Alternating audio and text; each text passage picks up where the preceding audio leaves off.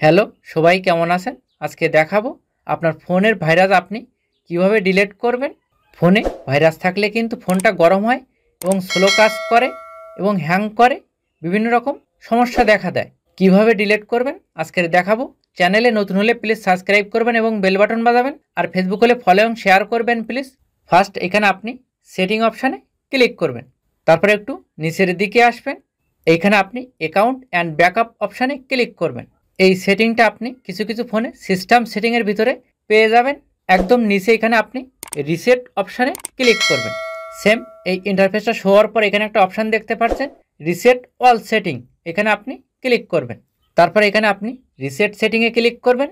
এইখানে আপনার ফোনের পিনটা আপনি দেবেন, তারপর এখানে আপনি রিসেট অপশানে ক্লিক করবেন। রিসেটে ক্লিক করলে আপনার ফোনের ভাইরাস ডিলিট হয়ে যাবে বা আপনার ফোন নতুনের মতো হয়ে যাবে। কিছু কিছু সেটিংও পরিবর্তন হবে।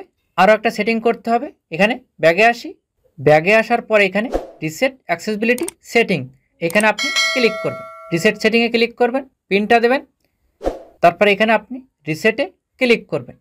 ক্লিক করলে আপনার ভাইরাসটা ডিলিট হয়ে যাবে এবং ফোনটা ফাস্ট চলবে এবং গরম হবে না। এই দুইটা সেটিং করলে আপনার ফোনে ভাইরাস থাকবে না। প্লিজ সাবস্ক্রাইব করে সাথে থাকুন।